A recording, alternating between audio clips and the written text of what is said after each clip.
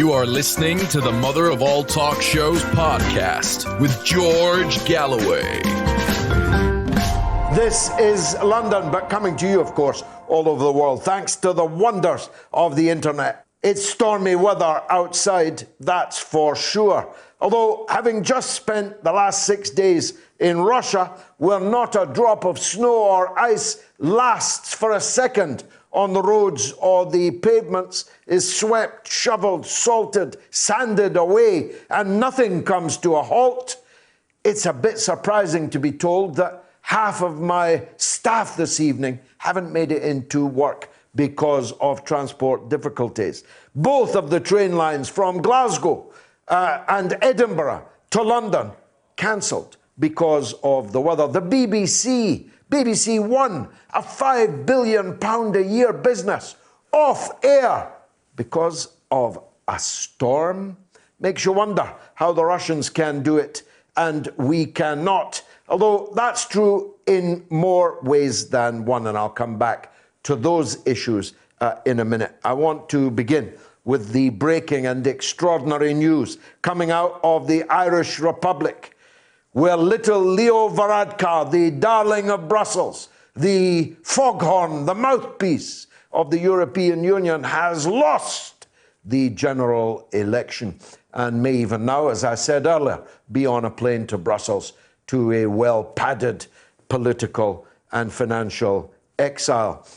Sinn Féin, once derided as the political wing of the IRA, so toxic that their leader could not be heard on British television. His voice had to be substituted by an actor. It was good work, actually, for the Actors' Union back in the day. But Mrs. Thatcher would not give them the oxygen of publicity. Well, they didn't need it. They were kept off the Irish television leaders' debates, even though they were up there in the mix, in the polls.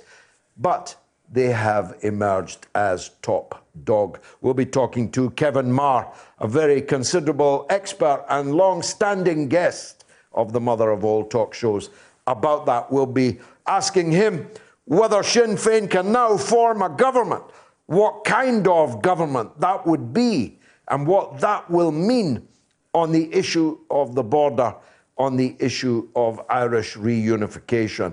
I make no apology for saying that I have myself supported Sinn Féin all of my life. So if I seem extra pumped this evening, it's because I wasn't quite expecting a result like this. But it does go to show that small parties can become big parties, and big parties can become small parties, and very quickly indeed. The Labour Party, for example, looks determined to become a small party.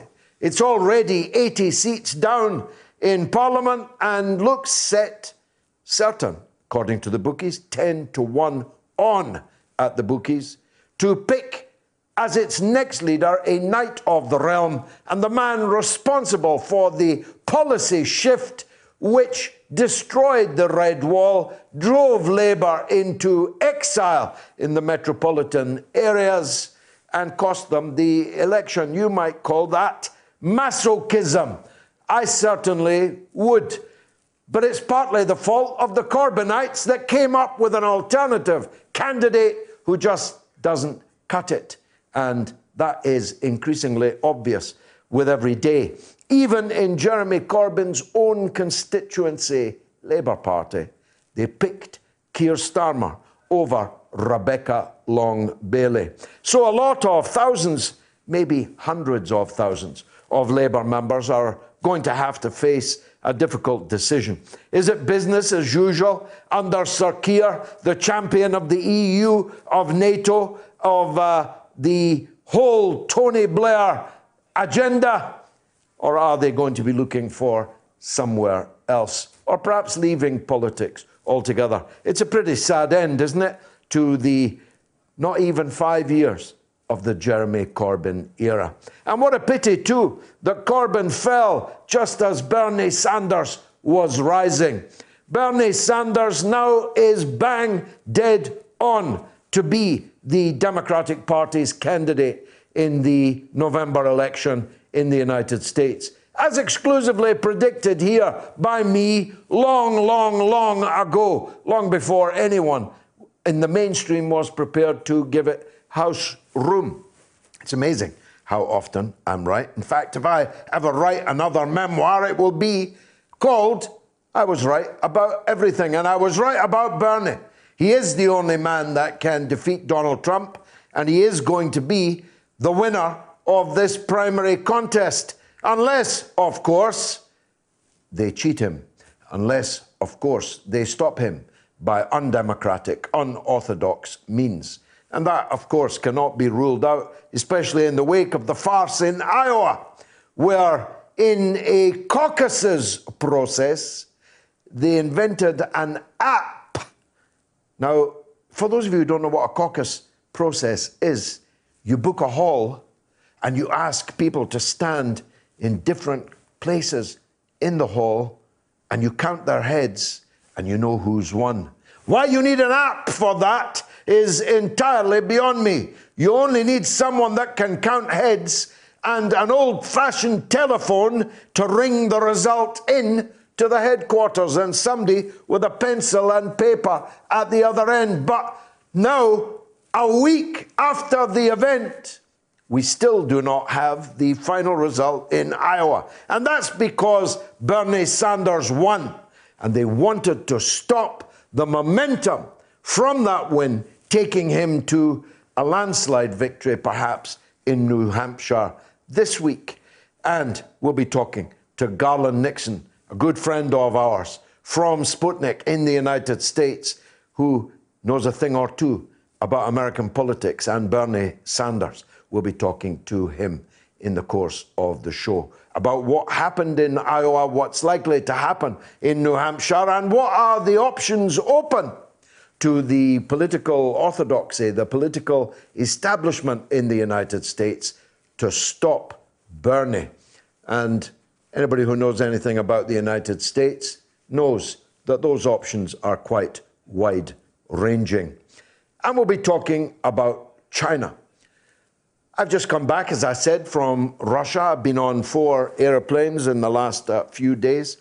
I've got to tell you that there is something like panic struck in the hearts of all kinds of people when they see someone who looks like they might be Chinese. Someone like my wife, someone like my children. People are wearing masks. People are shying away from other people because they fear the coronavirus.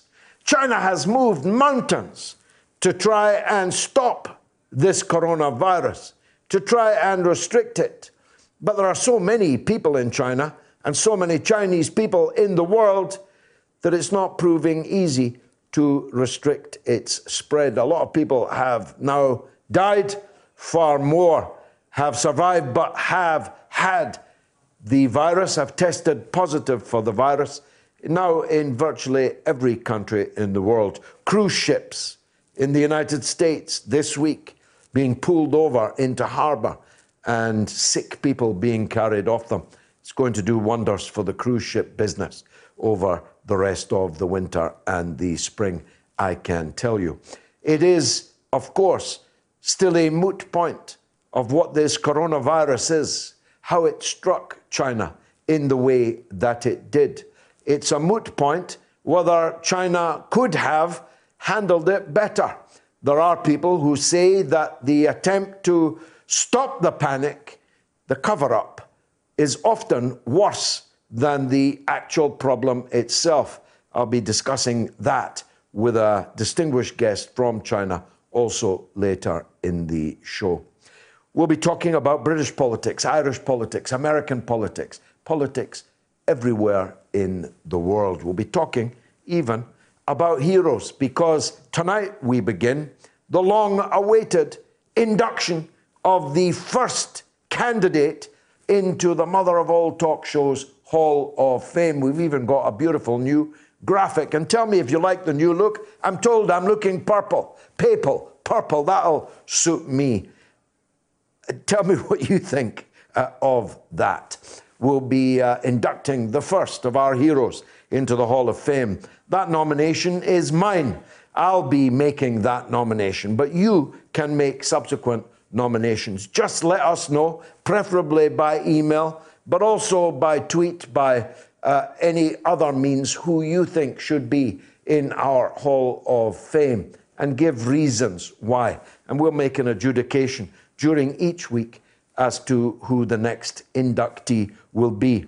In parallel, from next week, there'll be a wall of shame, and you equally can do the nominating for that. Now, we've got a poll. Poll number 1 is this: following Sinn Féin's success, will there be a united Ireland in A, 10 years, B, 20 years, C, never? You can vote now on my Twitter feed. I think 10 years is a bit of an exaggeration, actually. I think that the reunification of Ireland will happen more quickly than that, and will happen with the kind of sweep that the reunification of Germany happened. I think it will be a moment in time which will sweep away the border, sweep away the partition of that small island. And I wanted to take 3 or 4 minutes just to educate those who perhaps have not had my background as a child of Irish immigrants, have not paid the closest attention, shall we say, to how we got to a stage where a tiny island was partitioned into 2 countries in the first place. The Irish people were conquered by the Scots, first of all, and then by the English, and then by Scotland and Ireland together as the British Empire many centuries ago. The Scots were there first in the 17th century, before the Union, before Britain was ever invented. They conquered a part of the north of Ireland. Soon, Britain would conquer all of Ireland and would subjugate it as a colonial territory, exactly as all the other colonial territories, from India through Africa and the Arab Middle East and so on. Ireland was a colony of Great Britain. The Irish people never accepted it. From centuries, successive generations produced resistance, upheavals, uprisings, revolutions, bloody repression. Everything that could be done by an occupied people was done by the Irish people, and everything that could be done by the colonizer to repress them was done, up to and including mass murder, famine, and mass immigration and deportation to the colonies of those who stood against the British occupation. In 1916, a great blow was struck against the British Empire on Easter weekend of 1916 in Dublin, in the General Post Office, when an uprising took control of a part of Dublin, was ruthlessly repressed, its leaders cruelly executed, including the great James Connolly, executed whilst tied to a chair because he could not stand up on account of his wounds. The leaders of the Irish uprising, the rebellion in 1916, were cruelly dispatched. The uprising was defeated. But just like the Tet Offensive in Vietnam in 1968, that which was a military failure was a political success, because within a few short years, the Irish people as a whole had voted for Irish independence and unity, voted for a party called Sinn Féin. At that point, the British decided that if most of Ireland could not be held onto, if Ireland's 4 green fields could not continue to be occupied, then one of those green fields would remain in bondage. And that's how we got somewhere called capital N, Northern, capital I, Ireland.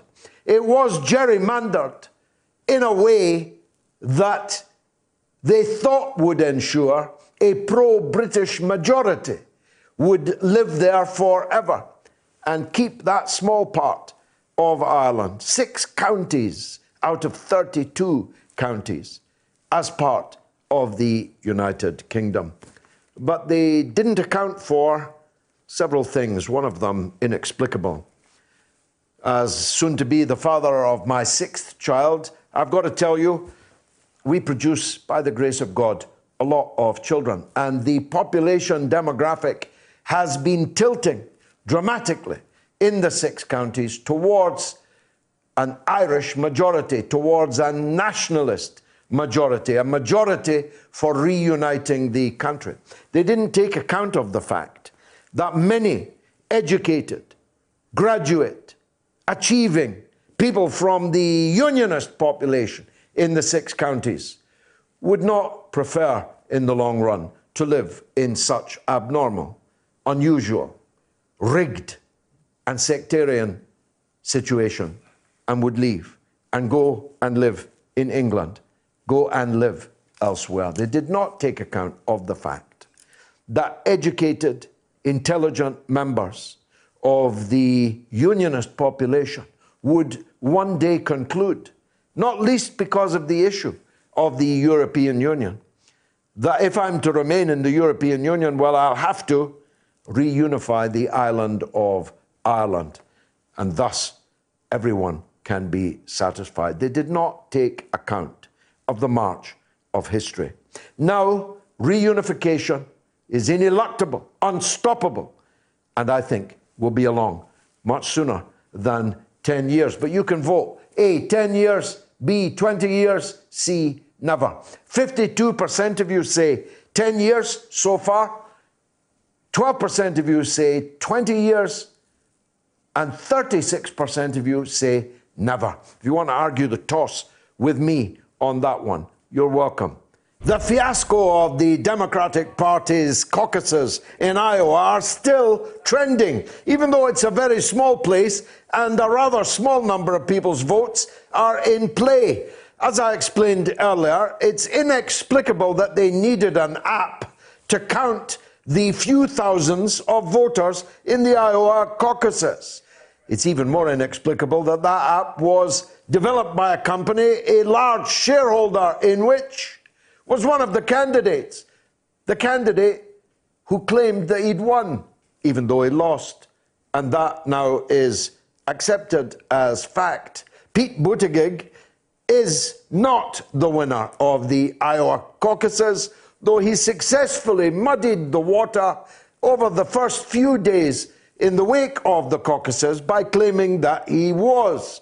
Now, clearly he wasn't. Sanders won by several thousand votes, but there's everything to play for in New Hampshire now, and it may be that Buttigieg's momentum was boosted by the Iowa fiasco. It may be that Bernie Sanders' momentum was blunted by the fiasco in Iowa. One man knows the answers to all these questions. He's my colleague from the United States. He's Garland Nixon, and he's on the line now. Garland, welcome back.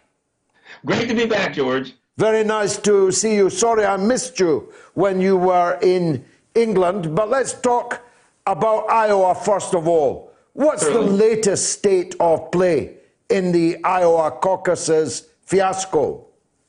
Well, I think we're at a point where, at this point, the numbers and things like that are irrelevant. Yeah. The fact that it was blatantly obvious that the Democratic Party put their thumb on the scale once again. No, they put their entire foot on the scale and jumped up and down on it. I think it's going to have a profound effect on U.S. politics for a long time to come. Looking forward, I don't know if you know it, but Joe Biden, I'm thinking he's in a world of trouble because just today he referred to a voter who was asking him a question, a young lady he referred to as a lying, dog-faced pony soldier. Wow. He's lost. I mean, if there's a big loser from Iowa and since, it's Joe Biden, isn't it? I think his campaign is fatally holed below the waterline. Yes, but Joe Biden, I think from the very beginning, if you look at his history and you look at what they were trying to project about Joe Biden, inevitability, they had nothing else. So I never considered Joe Biden as a real serious problem in the long run. We've seen them, they pushed Kamala Harris, then Pete Buttigieg, and then Biden. They're very, very desperate. I think what we've learned from Iowa is the Democratic Party is extremely desperate, and they don't have a plan. So all they do is they try to put out fires, but for all of the work they did, Bernie Sanders they were unable to hide that he got more votes than anyone else. And if you look ahead of Iowa, Pete Buttigieg, if he's their guy, he's like under 10%, under 6 or 7% in most other states. So he's not an option for them going forward. I think Bloomberg it's going to be, unless they redraft Hillary Clinton. What do you think? Well, that's, again, if you think about what we're saying, is it going to be Biden? Is it going to be Buttigieg? Is it going to be Bloomberg? Here's what we know. They have no plan. They're kind of like when a person falls in the water and they're drowning and they reach and just grab for anything they can get their hands on. That's what they're doing. Meanwhile, they're up against someone in Bernie Sanders who has a solid movement and volunteers. There's no way in the world that this helter-skelter, frightened, backed into a corner party is going to be able to deal with a stable political movement. I agree with you, and like you, I have long predicted that Sanders cannot be stopped, at least by orthodox and democratic means. Are there any, short of the Jack Kennedy solution, the Bobby Kennedy solution, the Dr. Martin Luther King solution, are there any solutions for the power in the United States, short of those? Here's what I would say. There are no above-board solutions, because if you look at the numbers, if you look at what happened to them, they were able to knock Bernie out in 2016, but he's had, 3.5 years to build his machine? So they had no one else who they were prepping for this. Thankfully, you've probably heard the old Persian quote, thank God for making my enemies fools. Thankfully for Bernie Sanders, they didn't prepare for this. So now, no, they don't have anything. I've said all along, Bernie Sanders' only hope is to beat them so bad that they can't steal it. That was his only hope. From the looks of things now, he might do it. So he's going to push him into a corner at some point. They're going to have to either make some desperate move. And the way I see a desperate move is they're sitting in a corner with Bernie, and there's the grenade. And Bernie's saying, if you're going to pull the pin, pull it. Because to take Bernie out when he's leading, the way Bernie's going to be leading, will be the death of the party. Yeah, although just like here in Britain, where the Blairites were more than ready to blow up their own party rather than allow Jeremy Corbyn to lead it to victory, the same is true of the establishment Democrats, isn't it? Hillary Clinton, Bernie did 39 rallies for her. She's done 39 television interviews already against him. Yeah, here's the difference I see. There's a major difference, and that is this. They were able to isolate Jeremy Corbyn, and they spent a long time isolating him, and they were even able to isolate him within the party. Bernie Sanders has always operated as a movement, as the Bernie Sanders movement. They can't isolate Bernie Sanders. So now, in reality, the way a lot of the burners, the Bernie Sanders people see it is, the DNC is not attacking Bernie Sanders. They're attacking us. They're attacking the voters. In fact, Barack Obama said, look, if Bernie Sanders runs away with it, if all of you voters out there decide that you want him, well, then I'll have to step in and make sure that you can't have him. So in reality, because Bernie carries a movement with him, and a new and very young and very motivated movement with him, they're not attacking Bernie, they're attacking this movement. And I think Bernie is kind of protected by his movement at least in the short run, to some extent, from these media. You'll notice Bernie picks up numbers every time Warren attacks him. Everybody that attacks him, he gets more votes. So I think there's a far different dynamic, and those who think that they're going to play the Jeremy Corbyn moves on Bernie are very, very misguided. Even the playbook attack on the anti-Semitism issue that caused fatal damage to Corbyn has backfired on AIPAC in the United States, where they launched a kind of Corbyn-style attack on Sanders and the radicals in the Democratic Party. They've had to back down and apologize for it, showing that if you stand up and fight back, then you have a chance to win. Isn't that right? Yes, and the other thing they have is what Bernie has is, and there are a lot of people that are upset. Well, the Bernie Sanders people online, they're crass, they're angry, they fight back. Well, that's Bernie's strength, because Bernie really, he doesn't have to mix it up. There are people online, there are pundits, there's an entire section of new media that's pro-Bernie. So Bernie, when Bernie's attacked, there is an attack force out there of real people. Not bots, real people that go back and fight for him. And as I said, Bernie's a different animal because he has this angry online and offline army that's willing to stand up and throw punches back. And I think that's one of the things they didn't see coming. So what happens in New Hampshire? What's the current state of the betting there, Garland? I'm looking, just to say myself, I'm looking at Bernie with a double-digit win. Let's not forget, that's where he started the big blowout. So I'm looking at a double-digit win for Bernie. Now, they're making a big deal out of Buttigieg. Even if Buttigieg has a good, let's say he gets 20% or he comes in second. There's nothing. He starts to disappear after that. He's a flash in the pan. And as I said, if you look at the numbers after New Hampshire, I don't see what their plan is for Buttigieg from then on. Not many people on this side of the water have ever heard of this guy or can even pronounce his name. Tell us something about him. Well, the thing about a lot is coming out about Pete Buttigieg now, and one of the nicknames that he has is the Juan Guaido of American politics. In that the guy's a mayor of a town where there's 100,000 people, and he expects to become president of a country with 330 million people. Isn't he the former mayor?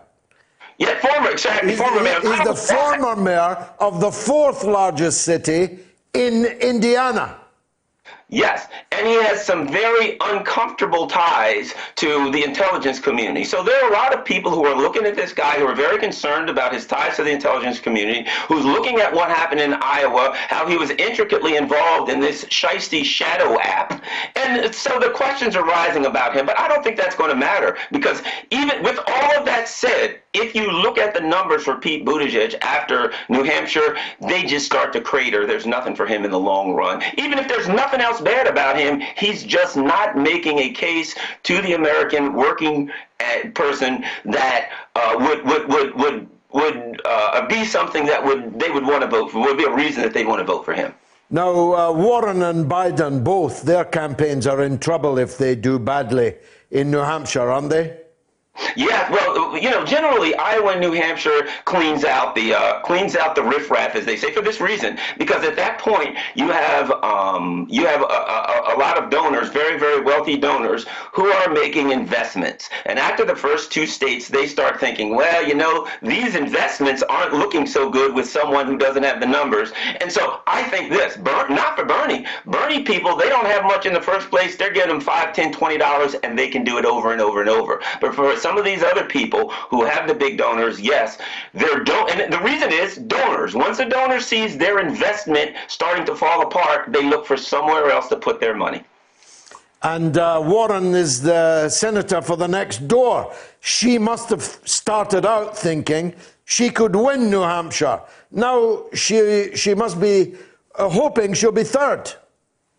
Yeah, well, things are getting kind of desperate for Elizabeth Warren, and I don't expect her to be around much longer. If you look at here's the interesting thing. If you look at the candidates around Bernie Sanders, after New Hampshire, there aren't many viable candidates left. If you look after New Hampshire, it starts to look like a really ugly blowout for Bernie Sanders. So I don't see how many of these people stick around. I think there's going to be maybe Bernie and a couple people. In fact, that's why they're going to Bloomberg probably, and they're looking at Bloomberg, because the rest of these people won't be able to raise any funds. He'll be the only one left that can self-fund, and he is the perfect target. They're setting up a perfect target for Bernie Sanders to point at this billionaire and say nothing. He's just going to stand on stage. Bernie will just probably stand on stage and just point at him and just go like this. And of course, if Bloomberg was the nominee, that would be two New York billionaires fighting it out in November. That would be a great picture, wouldn't it? It would be very interesting, but here's what I learned from Bloomberg. Think about this. We're reading all of these articles about, the Democratic Party insiders, the elitists are looking for a plan. Think about how out of touch these people are. They look at Bernie Sanders, and their plan is Mike Bloomberg and Deval Patrick. If you think that Mike Bloomberg or Deval Patrick is a valid option for voters to Bernie Sanders, you have no chance of beating Bernie Sanders because you are so out of touch with the voters that you're stumbling around, you're just stumbling around lost. So in a way, it's a good sign because what are they going to come up with next? A Donald Trump Jr., I guess. Maybe they'll figure, well, if we can't beat him with a Trump, we'll get a second Trump. Yeah, now, you brushed it aside, but is there any possibility of Hillary Clinton deciding that, I can't stand by and allow Bernie Sanders to walk this? I'm going to enter the race and claim what was my entitlement back in 2016. Any chance of that? Well, I would have said no. A couple of months ago, I would have said, no, these people aren't this stupid. But after I've seen what I've seen in Iowa and their plan to bring in Deval Patrick and Bloomberg, yeah, they're that stupid, sadly. So the fact of the matter is, they may come out and say, well, we'll go with Hillary. What could possibly go wrong there? But the only way they could get a Hillary in would be on the convention floor to put Hillary in, who only knows who else in. But I think they do it because based on the errors that they've made now, based on the grand mistakes that they've made, nothing they do shocks me. If you can come up with any idea that's so absurd and stupid that everyone in a pub would laugh at it, then that's probably the plan that these idiots will come up with. Garland, Nixon, a brilliant spot. Thanks very much indeed for kicking off the mother of all talk shows. Now, as I said earlier, I've been on 4 airplanes in the last few days, and I can tell you, traveling with a woman who looks Chinese certainly attracts some startled looks. It may have been her beauty, it may have been her grace, it may have been her overall wondrousness, but as people gazed as we walked past, wondering why she wasn't wearing a mask, I've got to tell you that the panic over the coronavirus is now endemic, even if the virus is not. Although, if not endemic, it is widespread. Now, I put my cards on the table. I think that China has reacted in a way which no other country in the world is currently capable of reacting to this devastating health emergency. I believe that reflects the strong central state that is a hallmark of the People's Republic of China. I believe it reflects their centrally planned economy where the state has the decisive role in economic and social life in the country. I believe that's why China will defeat the coronavirus. But there are people, and they have a point of view, have a case, I think, that say in the early days of the emergence of this coronavirus, China made some important mistakes in trying to cover it up and trying to shoot the piano player and trying to shoot the messenger in the early days, and that they have not done as well in fighting this virus as people like me think that they have. On FaceTime now, we have Tom McGregor of cctv.com, a commentator and editor based in China. Tom, a very big welcome to you. Thanks for joining us. Thank you. I'm glad you invited me. No, Tom, I put my cards on the table. I think that China has not only handled the coronavirus magnificently, but is the only country in the world that is currently capable of reacting to such an emergency in such a way.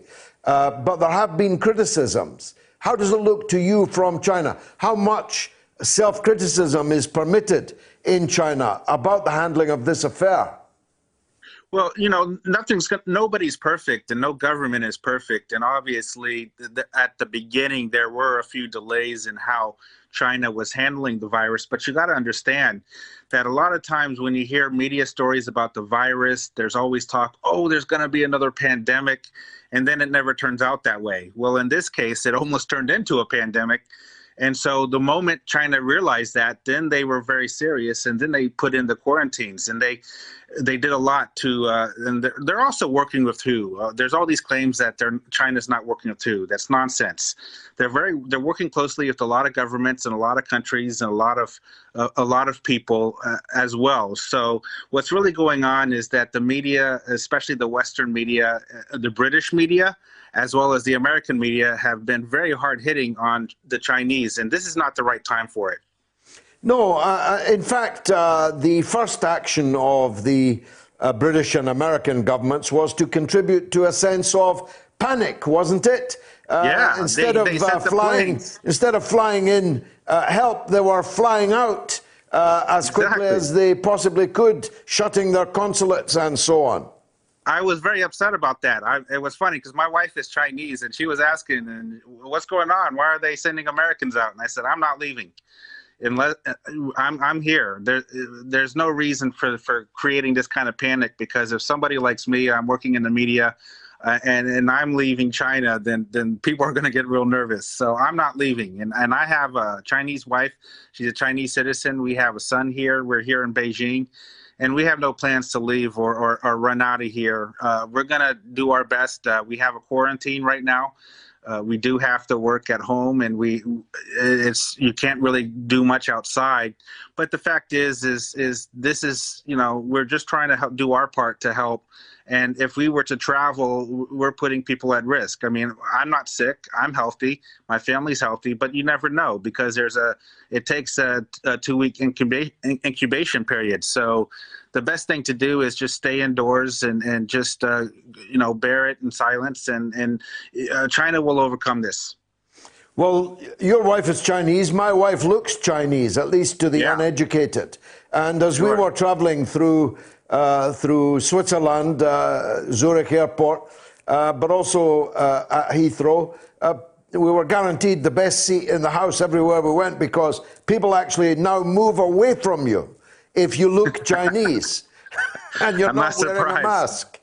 I know. I'm not surprised by that. And it's not a Chinese virus, by the way. No. And what we need is to it, know. Tom? We need to let people know about that. Yeah. That it's not just a Chinese virus. Yeah, I got hit in China, but there's always other viruses that happen in Africa, in America. Recently, I found out some statistics that in America, this flu virus has killed thousands of people, a whole lot more than what the coronavirus is doing. And I even knew of people on my Facebook who I personally knew, and they had family members who were killed by this flu. So this is no joking matter.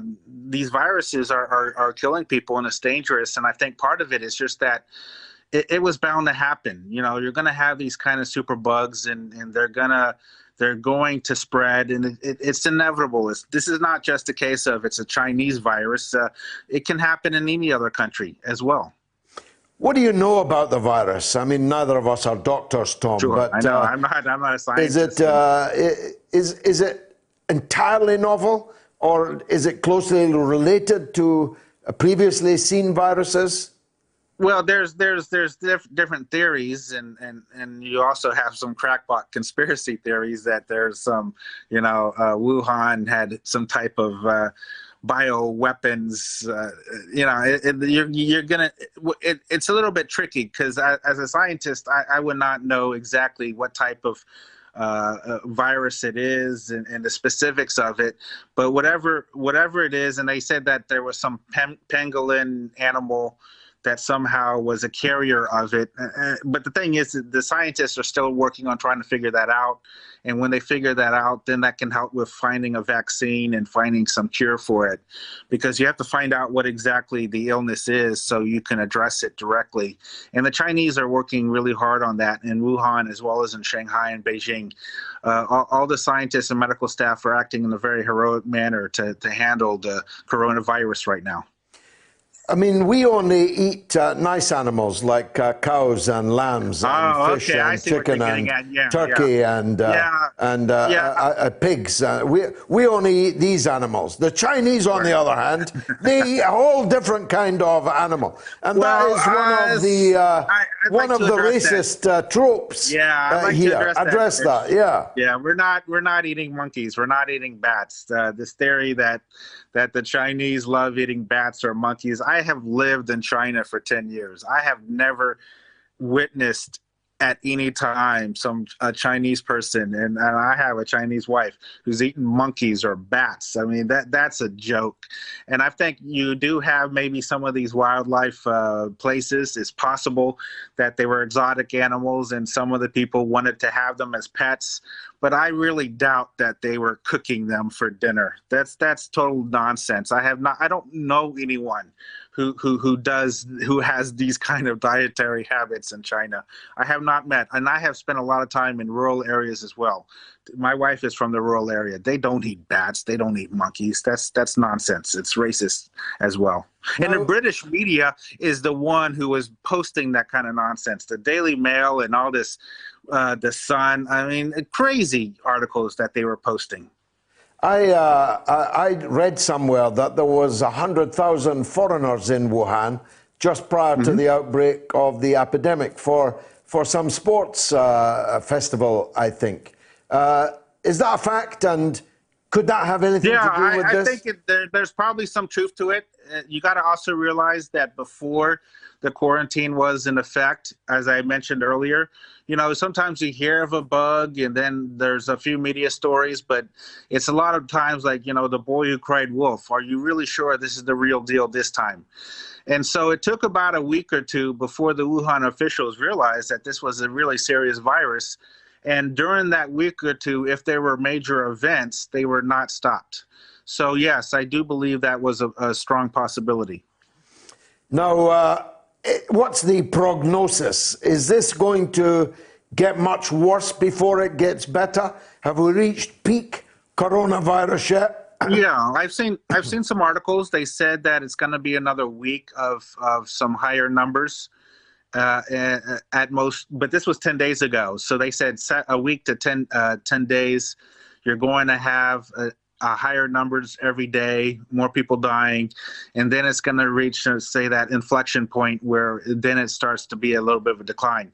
But the good news right now is that more people are being cured and released from the hospital who were first diagnosed with the illness than people who are dying. So that's already good news, is that a lot of people are already being treated and they are able to leave the hospital and return to their home in a very healthy state. Tom McGregor, thanks for joining us. Stay healthy, you and your family, and best wishes to all the people in China. Thanks for joining us. Let's take a quick break. Here's the second poll. Which film should win Best Picture at the Oscars tonight? A, 1917, B, Parasite, C, Joker. You can vote now on my Twitter feed.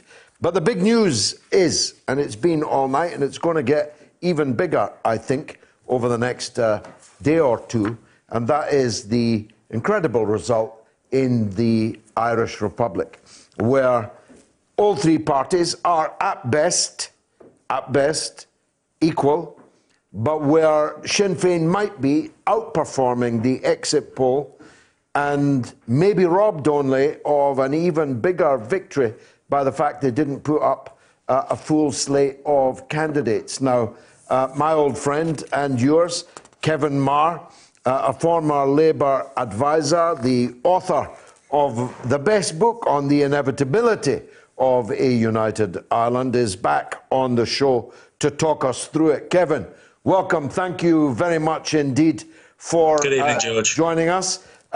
It's a red letter day or a green letter day. Let's analyse it first and foremost. What's your latest information on what the likely makeup of the Dáil will be when the dust has settled?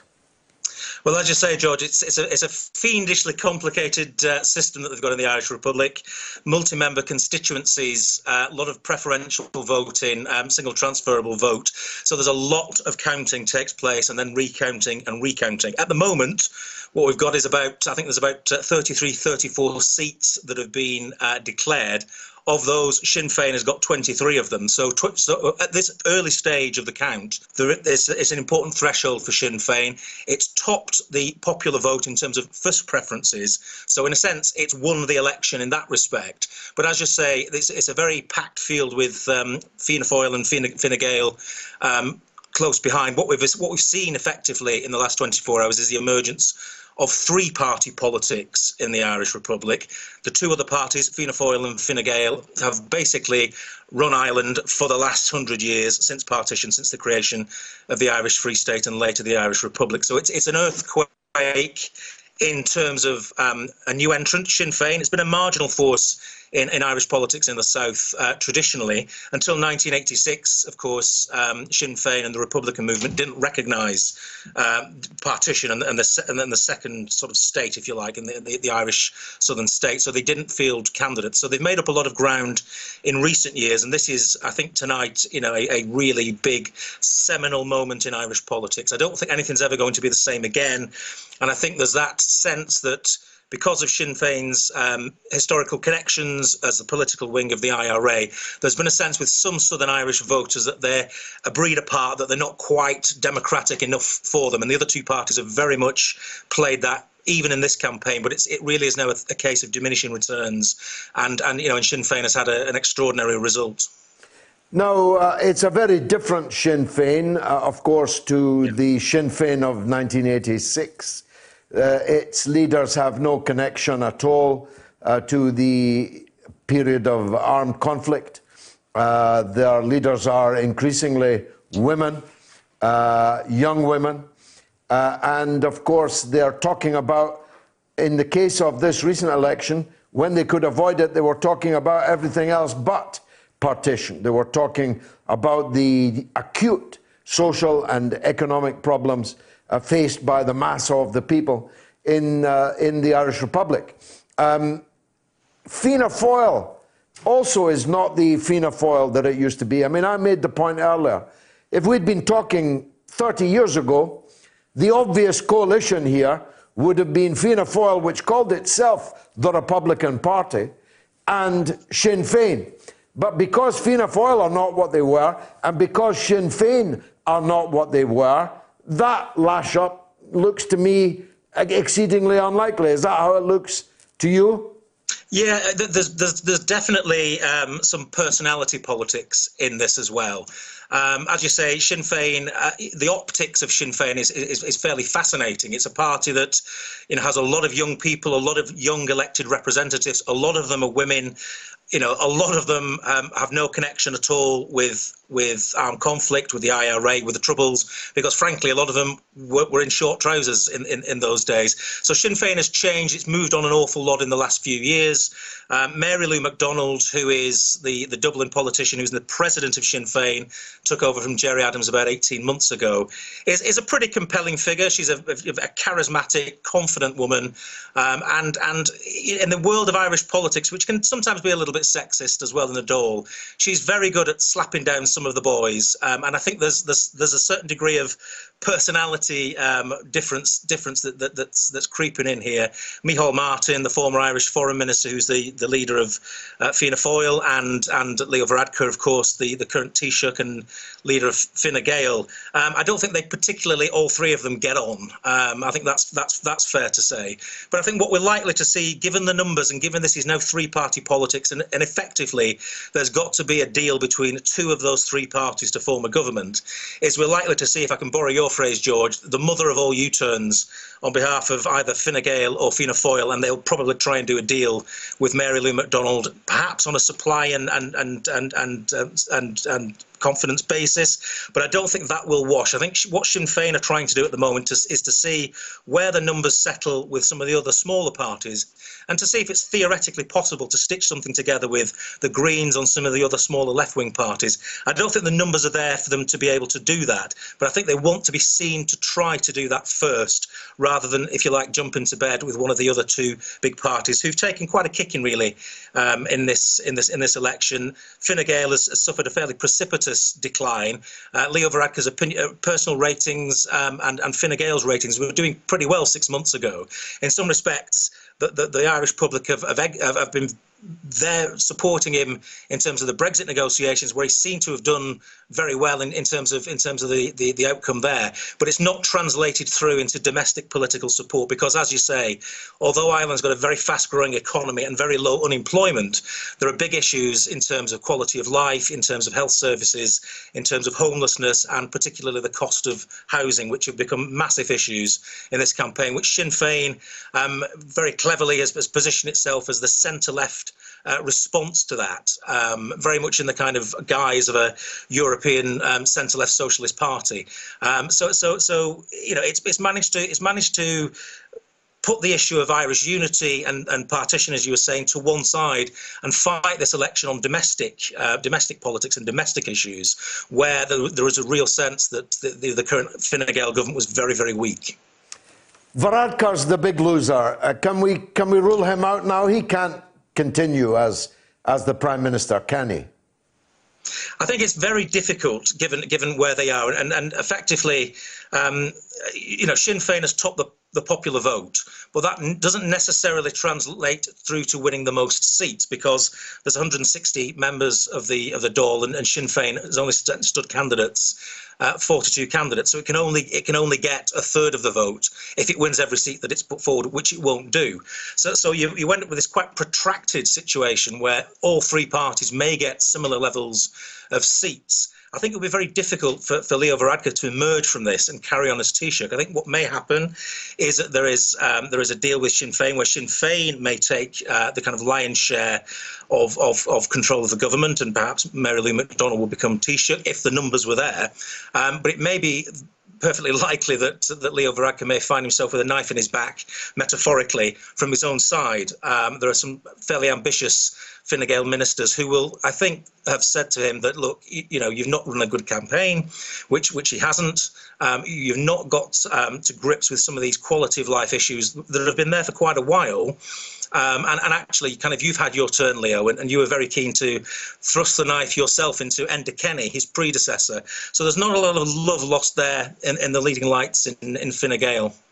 Well, Kevin, explain why did Sinn Féin put up so few candidates? I think it was just the sense that the gains that they would make would be fairly modest. 6 months ago, in the European elections and the local elections in the Irish Republic, Sinn Féin didn't do brilliantly well. So there was a sense, I think, a worry that if that was a similar result, and they put forward a full slate of candidates, what would happen in multi-member constituencies is that small number of votes may sort of divide between three candidates, and actually it would be better to have one Sinn Féin candidate in some of these seats to maximise the Sinn Féin vote. Now, I mean, it looks today as, you know, a pretty disastrous tactic in that respect, ironically, given they've done so well in the share of the vote. So that they can only top out, I think, you know, probably some people are saying they may get up to 40 seats tonight. High 30s probably. That's not enough to form a government on their own, so they would need to go and try and do a deal, as I say, to start with some of the other smaller parties, the Greens and some of the left-wing parties that are elected to the Dáil as well. But the numbers aren't there for them to do that. I think that really there's got to be a deal between two of the three big parties in Irish politics tonight, which is Sinn Féin, Fine Gael and Fianna Fáil. So Leo Varadkar may return. I don't think he's going to return as Taoiseach, though. Now, you are, as I said, famously the author of the very best book on the inevitability of Irish unity, reunification. As we speak tonight, without knowing the full results, are we closer to Irish unity than we were a week ago?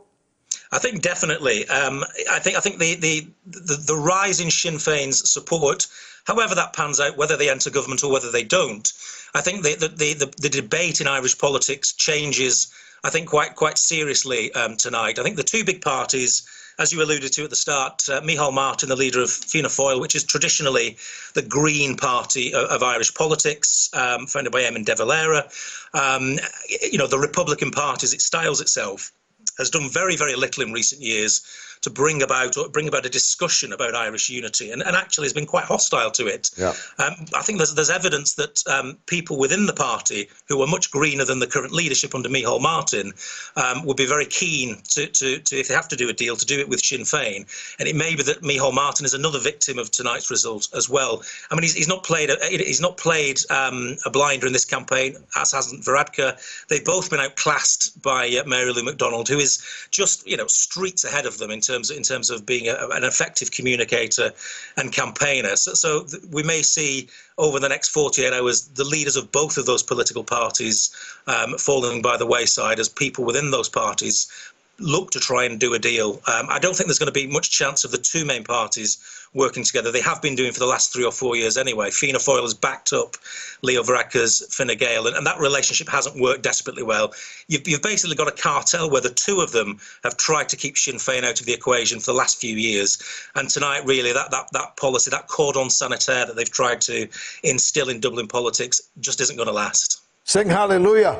Kevin, remind us where we can get your book. It's certainly online, and it's in all good bookshops and a few bad ones as well.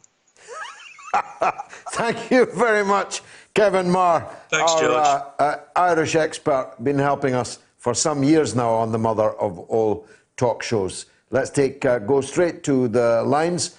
About Ireland, here's Brian in Ireland. Go ahead, Brian. Hi, George. How are you doing? Good. I'm a happy man tonight. Yes. You're one among many. Yeah, it's been a very... I lit a candle in Moscow for this outcome. I should have lit 32. You should have. Thanks, comrade. Cormagus. Thank you. Go ahead. Because the gentleman you had on there, he basically summed it all up. I think, in terms of Sinn Féin weren't expecting this. They did... Earlier, I was talking to some Sinn Féin activists on Monday, and they expected highest they would get would be 32. And that's if they were realising they hadn't put enough candidates into certain areas. There were several of their candidates, up to 22 of their candidates now, have gone through on the first preference vote. And had they, on a huge first preference vote, not just getting over the quota, but getting over the quota by several thousand. So they could have easily have brought in a second candidate. And in some places, like Desi Ellis could have brought in maybe a third candidate, So they've kind of been unfortunate that they didn't put that in. But as your caller, as the gentleman you had on talking, says, about 6 or 7 months ago, this was unthinkable. It just didn't look like it was going to happen at all. What are the main reasons, Brian, why it has happened? It has an awful lot to do with a total disenchantment with neoliberal politics. Politics of spin. People who are spending most of their lives in their cars, have to pay huge amounts to put their children into care when they go to work, don't get to see their families.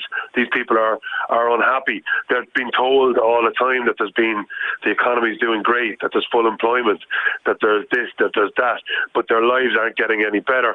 So there's a real disenchantment among ordinary working people. And Fine Gael and Fianna Fáil don't talk to those people. Sinn Féin kind of are better at speaking to them. They can talk to them in their own language, whereas the Fine Gael is a real private school theme running through their front bench, and they just don't get the problems that people on mortgages who have to travel 3 hours a day to work have. So they're just really cut off. And what really summed it up, I think, was the Black and Tans commemoration of the RIC. They just totally could not see how ridiculous that sounded to Irish people, and it really backfired. I think it wasn't the key thing in this, but it did have a part to play in invigorating. Well, yeah, I mean, it was a Marie Antoinette moment. Why don't they eat cake? If they don't have bread, why don't they eat cake? Let's build a monument. to the black and tans that slaughtered us. This was kind of madness from Varadkar. Why did Fianna Fáil, the so-called Republican Party, go along with that?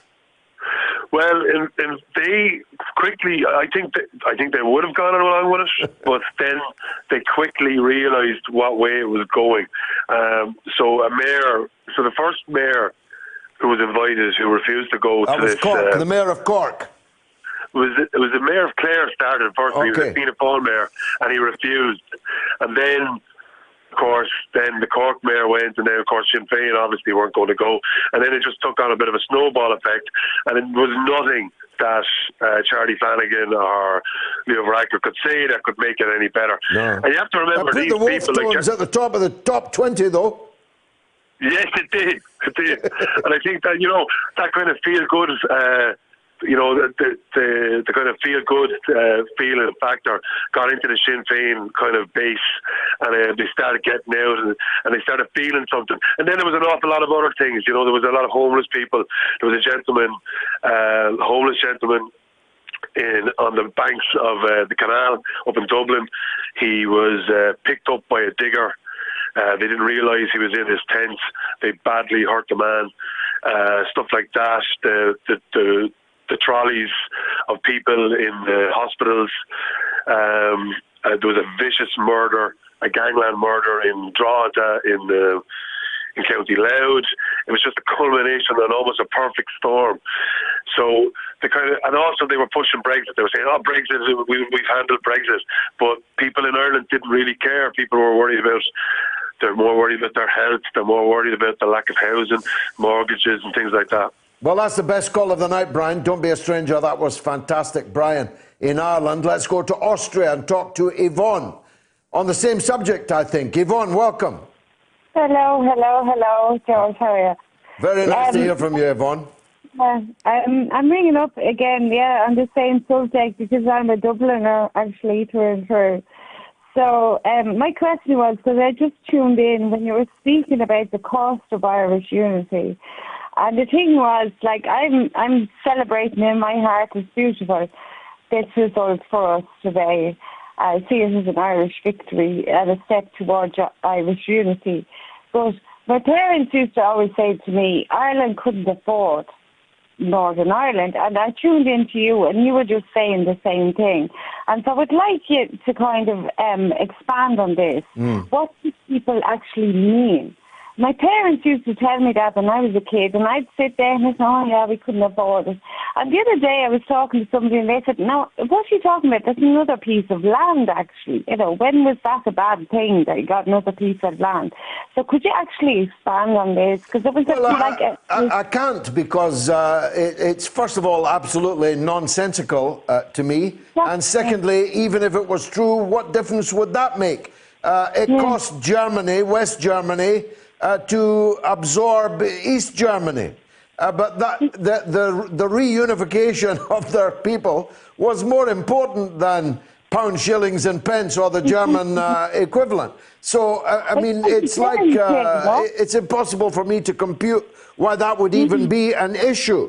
But there are some things in the north of Ireland that are better than in the Republic.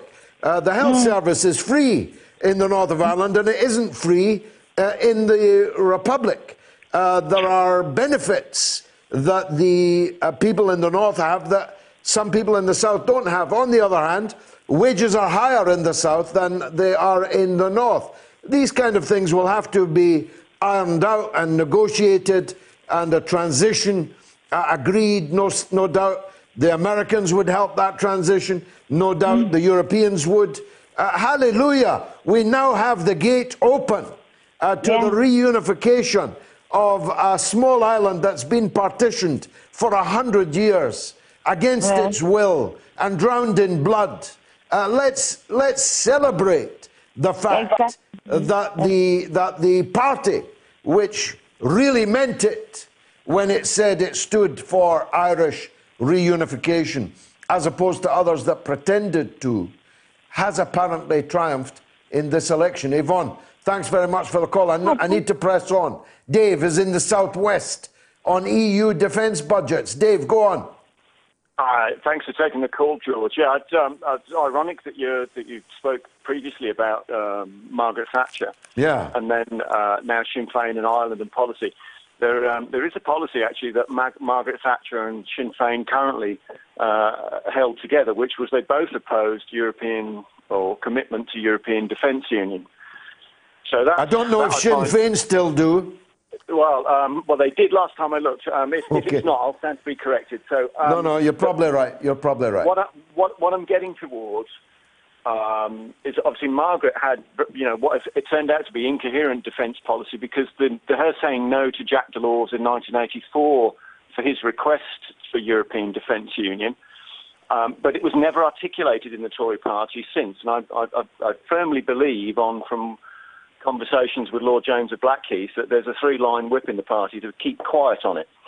Now, this is all important now because the deputy leader of the German CDU, Johann Wadfall, has openly called last week for the French nuclear deterrent to go into EU or NATO command and control.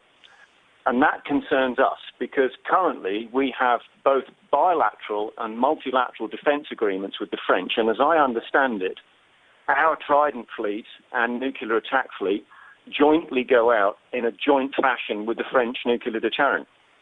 So this concerns us directly in two ways, not just that physical way, because currently Boris's future paperwork with Europe has membership and commitment to European Defence Union under consideration, and those are the words, under consideration.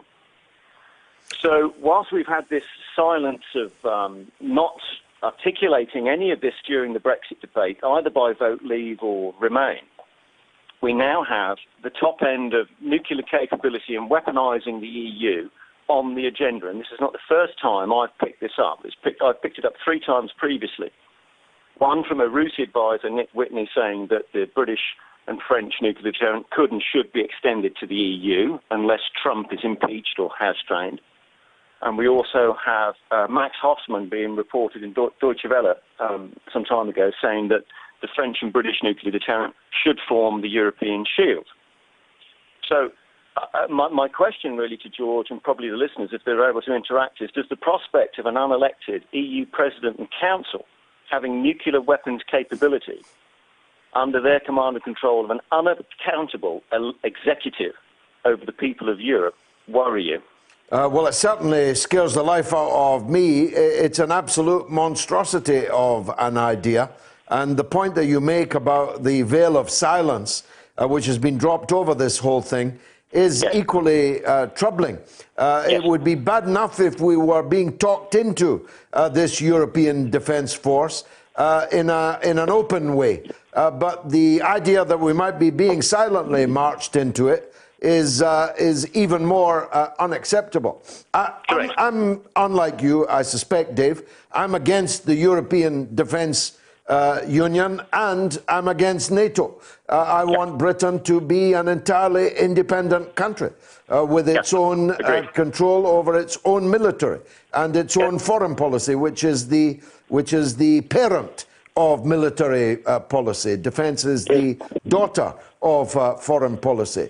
But if there's one thing worse than being in NATO, it would be being in a European defence force where absolutely unelected and unaccountable people had their finger on the trigger. Don't you agree? Yeah, I absolutely 100% agree, George. I mean, NATO isn't perfect. It's not the conversation I'm having at the moment. I've campaigned heavily since the start of Brexit against European Defence Union, despite there being some kind of silent 3-line whip within the Tory party not to talk about it.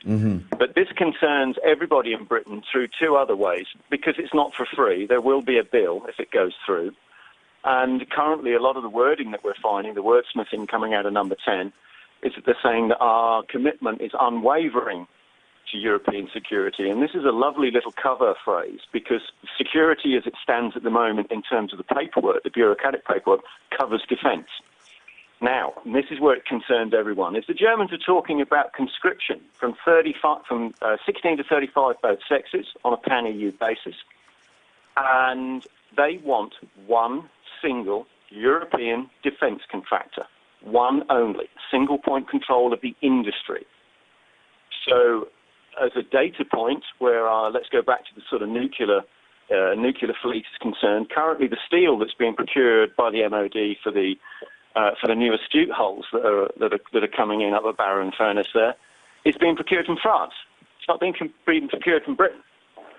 So this is one of the issues that we've got to start talking about. That the EU I'm glad you raised it, Dave. We don't have time to do it justice, but I'll make sure it's on our agenda in subsequent weeks. It's a very important call. It is very important. Please feel free to come back to me. I'd love to go through it. I will do. Make sure we've got Dave's telephone number, please. We need him on at more length. Now, the poll, which film should win Best Picture?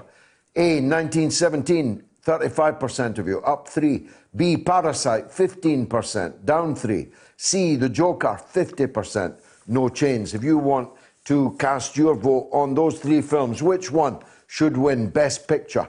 You can do so on my Twitter. It's Oscar night. It's the week of the demise of Kirk Douglas, who did more than any other single individual to destroy the McCarthyite witch hunt and blacklist, which was a result of that witch hunt. And it's the day in which I unveil the very first member of the Mother of All Talk Shows Hall of Fame. And my nomination goes to one of the greatest men and one of the greatest Americans who ever lived. I refer to Paul Roy Robeson, who was not just a wonderful singer, not just a wonderful actor, but as a human being was an absolute giant of a man, both figuratively and metaphorically. Paul Robeson was the ultimate victim of the blacklist. Paul Robeson actually got his passport taken away. Paul Robeson had to sing to the people down a telephone line in St. Pancras Hall in London, a packed hall, by the way, who knew he couldn't come because they'd taken his passport. But they turned out, bought tickets, and stood in an ovation in St. Pancras Town Hall to a rendition of Old Man River by Paul Robeson down a telephone line tied to a microphone like this. Paul Robeson's voice, his presence, his courage in facing up to racism, facing up to all the prejudices and bigotries of American life in his era, standing up to the Cold War division of the world, standing in solidarity with the people of Russia, with the people of China, perhaps above all with the people of Spain, as an activist here in London, when a student at SOAS, the School of Oriental and African Studies, with the people of Republican Spain. He was born Paul Leroy Robeson in April 1898 in Princeton, New Jersey. His father, William, a preacher, was actually born a slave. Robeson was a bass baritone singer and stage and film actor who became famous both for his cultural accomplishments and for his political activism. He was educated at Rutgers College, where I've spoken actually. He was only the 3rd black student to go there. And Columbia University. He was also a star athlete in his youth. He studied Swahili and linguistics at SOAS in London in 1934. His political activities began with his involvement with unemployed workers, with the miners here in Britain, and with anti-imperialist students that he met here in Britain and worked with in support of the Republican cause in the Spanish Civil War and his lifelong opposition to fascism. In the United States, he also became active in the civil rights movement and other social justice campaigns. His sympathies for the Soviet Union and communism, and his criticism of the United States government and its foreign policies caused him to be blacklisted during the McCarthy era. Paul Robeson worked briefly as a lawyer, but he renounced a career in law due to the widespread racism he found there and decided to concentrate on his musical career, appearing on Broadway, on the London stage, performing Shakespeare, and in a series of films.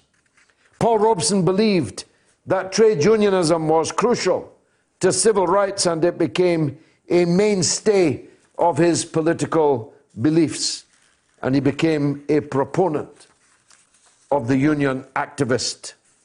In 1956, Paul Robeson was called before McCarthy's House Un-American Activities Committee after he refused to sign an affidavit affirming that he was not a communist.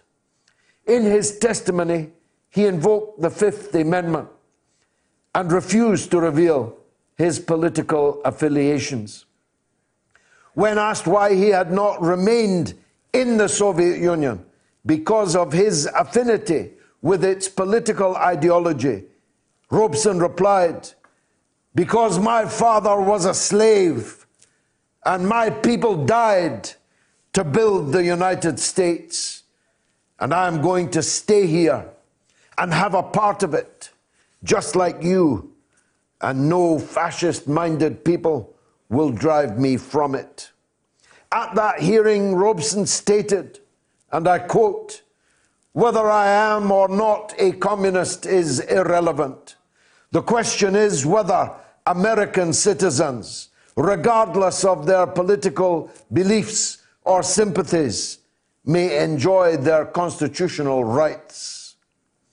In 1957, still unable, because they'd taken his passport, to accept invitations to perform abroad, Robeson sang for audiences around the world, including in London, where 1,000 concert tickets sold out for his telephone concert at St. Pancras Town Hall. "We have to learn the hard way that there is another way to sing," he said. An appeal to the US Supreme Court to reinstate his confiscated passport was rejected, but over the telephone, Robeson was able to sing to audiences, including in London. On January 23rd, 1976, following complications from a stroke, Robeson died in Philadelphia at the age of 77.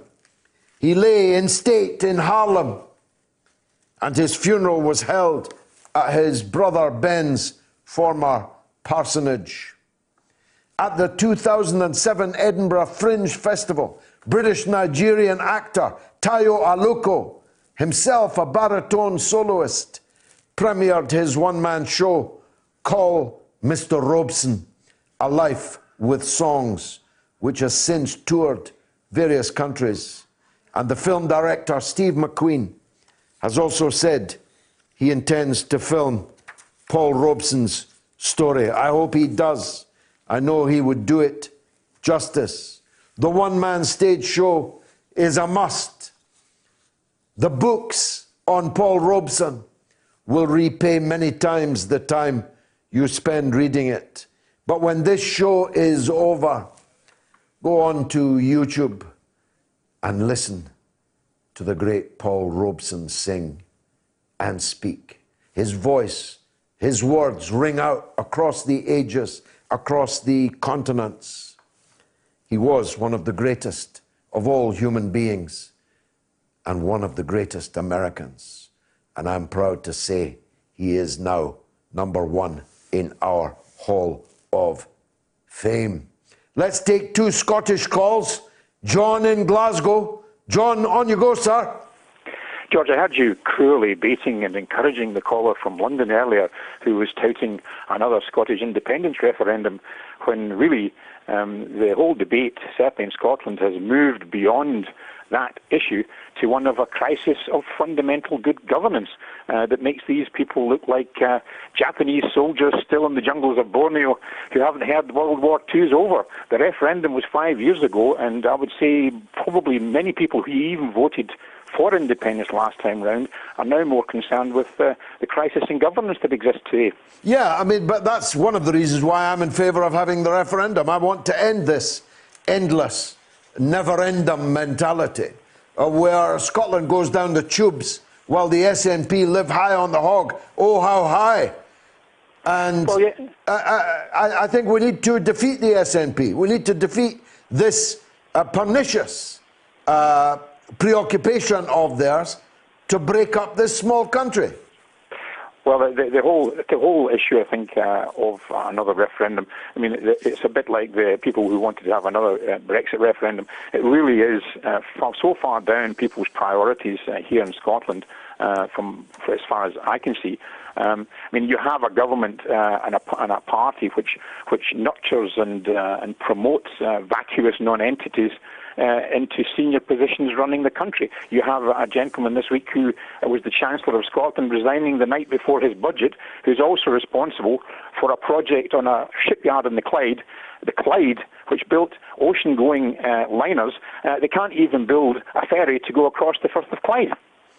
No, I'm well aware of all of that, and it's good that you've reminded the audience of it. However, how do we measure whether the Scots want to have another referendum? We can measure it in the elections next May, not this May coming, but the following May, so the elections to the Scottish Parliament in 21. That could be fought on that basis, will be presumably fought on that basis. That's one indicator. Opinion polls seem to suggest that it's a close-run thing whether we should even have another referendum. But you're convinced the majority doesn't want one?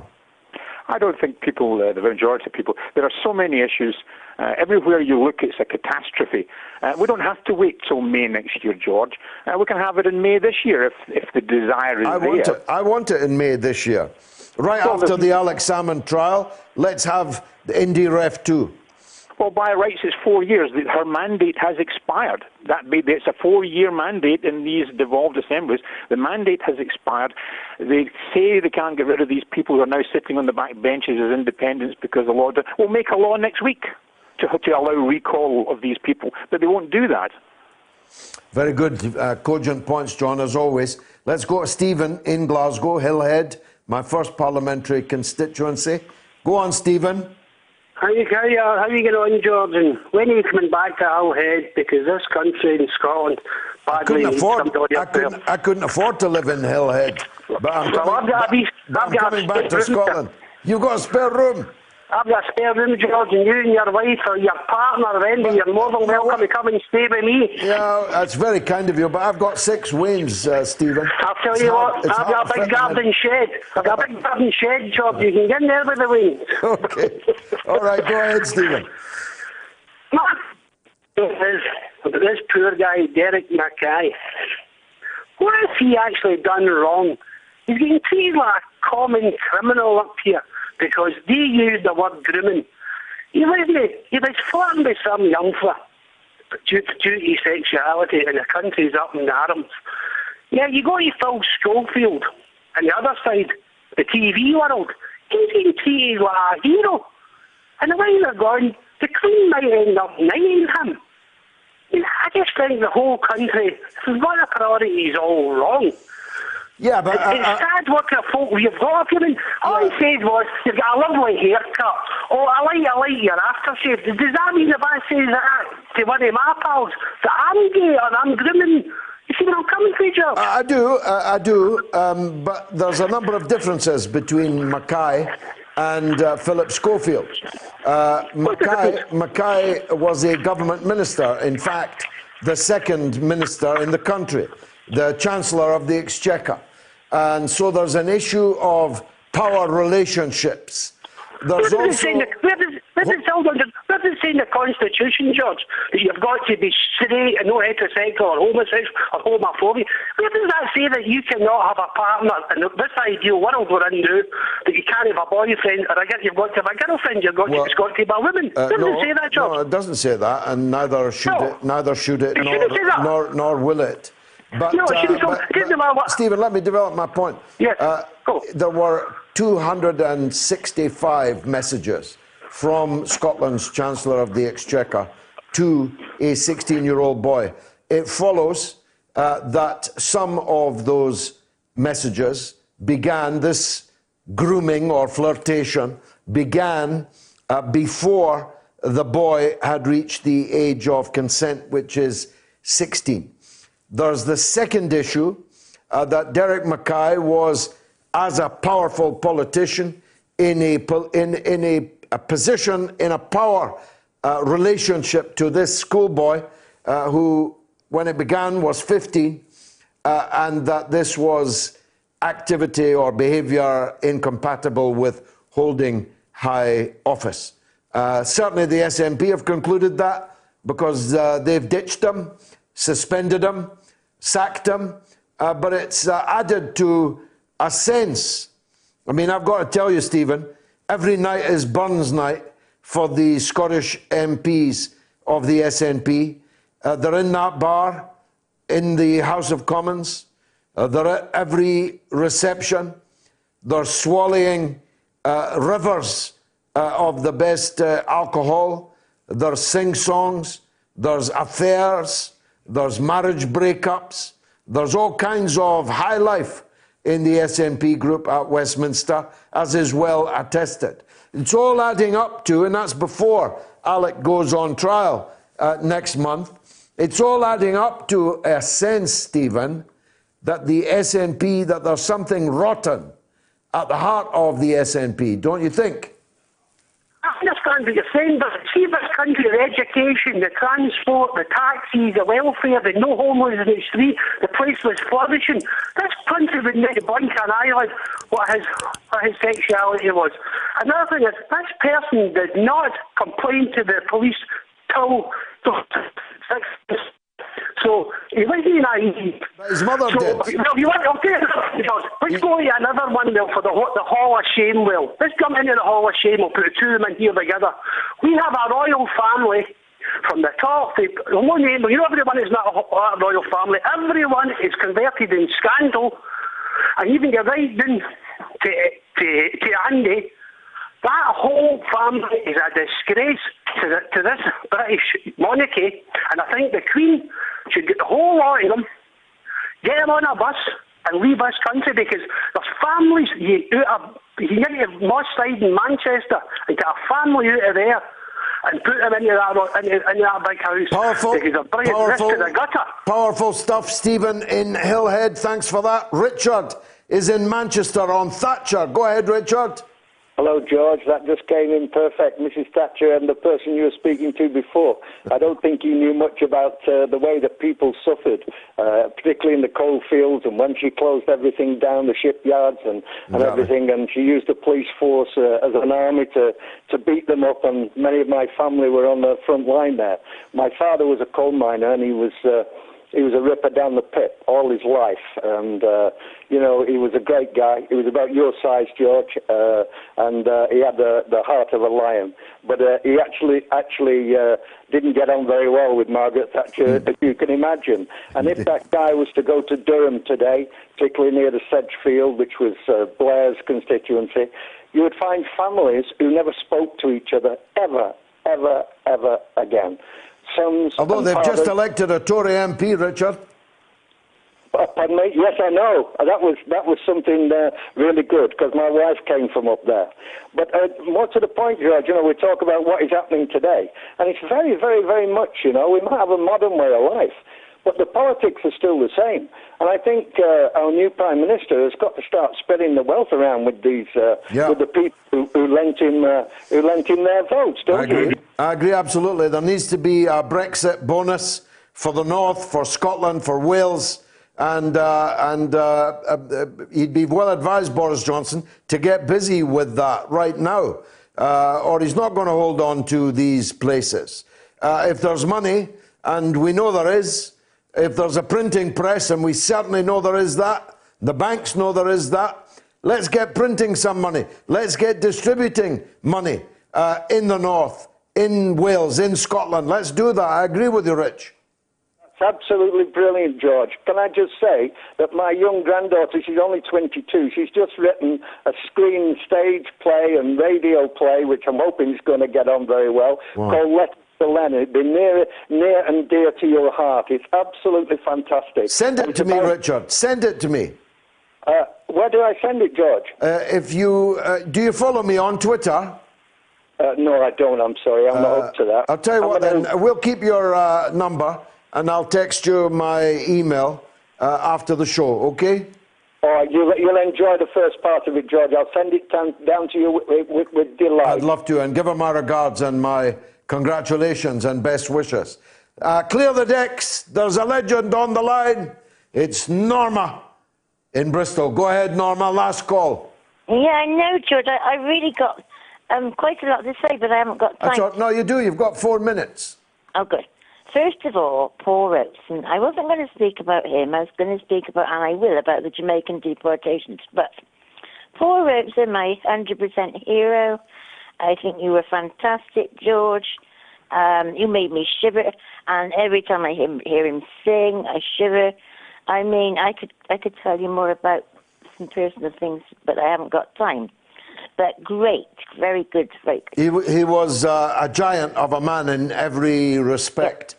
His courage, his dignity, his beauty, his cultural level, his Othello, his work, his Shakespearean acting, his film acting, his Showboat, his Old Man River. I mean, this is a man with a list of achievements and accomplishments that would put, you know, Hollywood and Broadway today to shame. And he did all that while being witch hunted, Norma. Oh, he died when he was quite depressed, actually. Yeah. Anyway, I got to talk to you about Abu. Yeah. Because he was on about these Jamaican deportations. Yeah, I don't know enough about it. Well, I do. I don't know a lot, but I'm very upset about it because these people have done their time in prison. They've lived here all their lives. If they were sent back, and they probably will be deported, they'd know nobody in Jamaica. They'd leave their wives, their children. And it's not right, George. Our government think it is the right thing to do. What do you think? Well, there can't be enough Jamaicans in the country for me. There can't be enough Afro-Caribbean people for me. They have added so much to our national life. Where would we be without them? Where would our football teams be? Where would our national football team be in England? Where would our television and screen and theatre be? Where would our music scene be? I totally love the Afro-Caribbean community here in Britain, and I know them and I'm close to them very well indeed. But there is an issue, and I don't know enough about it. If people are here and they're not citizens and they're committing crimes... No, they've done their time. You say done their time, but there is an issue. I don't know these people or their crimes, but there are some criminals I don't want to have here if I don't have to have them here. Do you follow me? But then if they've been in prison in Britain, they've done their time, they've lived here all their life, they've got families, wives, children. When they go back, if they went back to Jamaica, they'd know nobody. And to me, they're just the same as anybody else who's lived here and gone to prison and come out and probably been fined. Well, they're not, of course, not legally because they're not citizens. Yeah, but that was a bit of a mess, wasn't it? If it's a Windrush issue, you're right. Yeah. And we've also now discovered, or others have now discovered, I knew it when I opposed it in Parliament at the time, that you can actually have your citizenship taken away from you on the fiat of the government, which is an argument for another time. I'm glad, Norma, you cast some light on that subject. I really should have known more about it than I did. My only excuse is I've been away and travelling over the last week when this story arrived. 1917, 37% of you think that should be the Oscar winner. Parasite, just 15%. Joker, 48%. So a relatively close-run thing, just like the Irish election. May turn out to be a close run thing. But I'm celebrating tonight. It's like St. Patrick's Day for me. I lit a candle just the other day. And thanks God, Sinn Féin won the election. Bye for now.